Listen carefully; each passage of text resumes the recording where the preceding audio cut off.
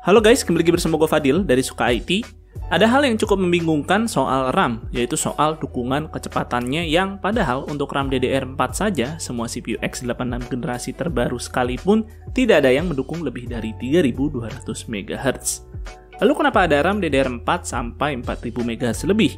CPU macam apa yang bisa menjalankannya? Untuk itu bagi kalian yang masih awam soal RAM, mari kita coba pahami lagi soal compatibility RAM tersebut untuk PC modern.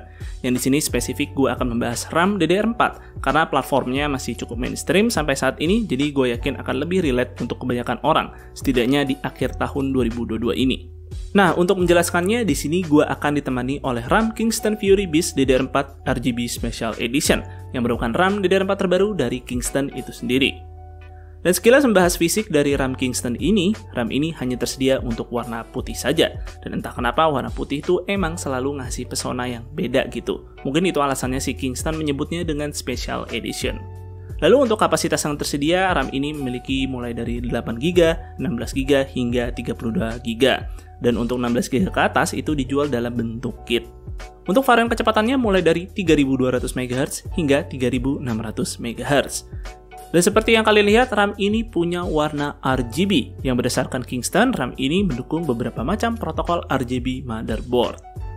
Dan sebenarnya Kingston sendiri memiliki software RGB milik mereka sendiri, yang menurut gue sih profil RGB-nya jauh lebih beragam nih dibandingkan software RGB bawaan motherboard gue.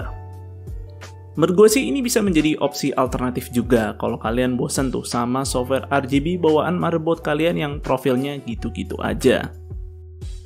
Heatsinknya di sini cukup tebal dan terasa punya build quality yang sangat solid. Jadi kesan look dan build quality-nya ini membuat RAM ini terasa mewah menurut gua.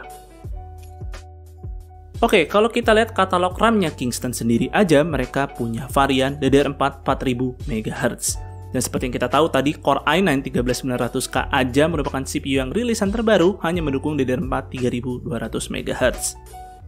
Oke, di sini pada dasarnya semua manufaktur RAM itu mengikuti sebuah standarisasi yang dinamakan JEDEC.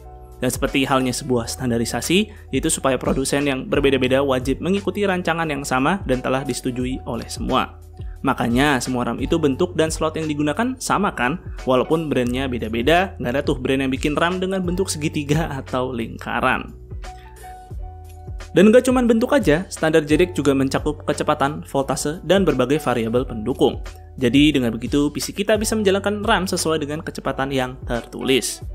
Jadi nih, kecepatan RAM yang dituliskan pada halaman spek CPU baik itu Intel atau AMD merupakan standar kecepatan JEDEC. Dan memang untuk DDR4 hanya dirancang sampai kecepatan 3200 MHz saja. Namun ini belum menjawab semua, ya karena kalau kita lihat di forum-forum seringkali sih gue lihat tuh user bertanya-tanya bagaimana caranya RAM mereka bisa berjalan sesuai dengan speed yang diiklankan. Misalnya beli RAM 3200 MHz, taunya habis dipasang malah cuma jalan di kecepatan yang lebih rendah padahal sudah menggunakan CPU dan motherboard yang mendukung speed tersebut. Nah, mulai dari sini kita akan membahas sebuah fitur bernama XMP atau kepanjangan dari Extreme Memory Profile.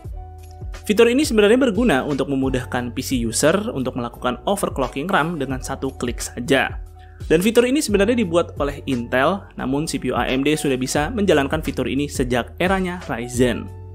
Simpelnya, cara kerja fitur ini, RAM ini diisikan profil overclocking dari pabrik, lalu pada BIOS motherboard mendeteksi adanya profil overclocking tersebut, dan ketika diaktifkan, motherboard akan menerapkan profil overclocking RAM tersebut. Di sini gue kasih perbandingan kalau kalian pasang RAM Kingston ini tanpa mengaktifkan profil XMP yang ada. Di sini kalian malah nanti bakal jalan di 2400 MHz aja.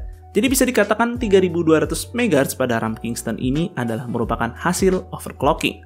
Dan kecepatan asli alias kecepatan JEDEC-nya adalah 2400 MHz. Dan berkat adanya XMP, user bisa mengaktifkan overclocking tersebut dengan mudah. Yang tentu perbedaan kecepatan ini sih akan mempengaruhi performa RAM kalian yang terlihat dari hasil tes latensi antara 2400 MHz dan 3200 MHz memiliki perbedaan yang cukup signifikan.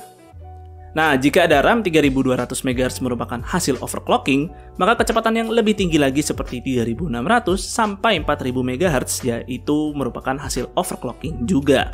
Dan karena kecepatan segini sudah melampaui kecepatan JEDEC untuk DDR4, maka belum tentu semua PC sanggup menjalankan kecepatan setinggi ini, karena semua bergantung dari kemampuan motherboard dan juga memori controller yang ada di dalam CPU.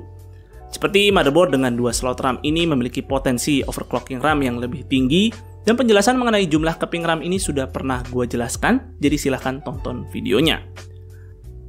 Lalu generasi CPU juga menjamin memori controller yang jauh lebih baik. Semakin baru generasinya, semakin baik juga memori controllernya, terlihat dari kecepatan JEDEC yang terus meningkat dari generasi ke generasi. Selain dari generasi, varian CPU tertentu juga menjamin memori controller yang jauh lebih baik, seperti misalnya Intel seri K, dan untuk AMD ada di varian APU-nya, yang justru memiliki memori controller yang lebih baik. Di sini pun gue mencoba menggunakan CPU Ryzen 5 4500 dengan motherboard B550.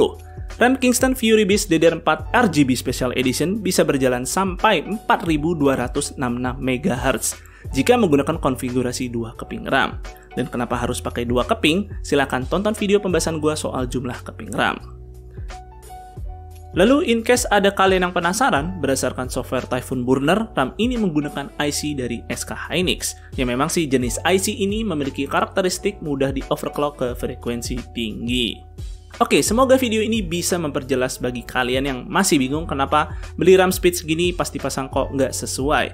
Ya pokoknya jangan lupa aktifkan profil XMP RAM, dan perhatikan juga beberapa hal yang tadi sudah gua sampaikan.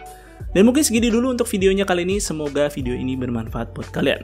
Jika kalian berkenan like dan share video ini, dan jangan lupa subscribe channel Suka IT jika kalian nggak mau ketinggalan kontennya. Dan jangan lupa juga follow Suka IT di Instagram dengan nama @suka_it. Gue Fadil dari Suka IT pamit undur diri, see you on the next video.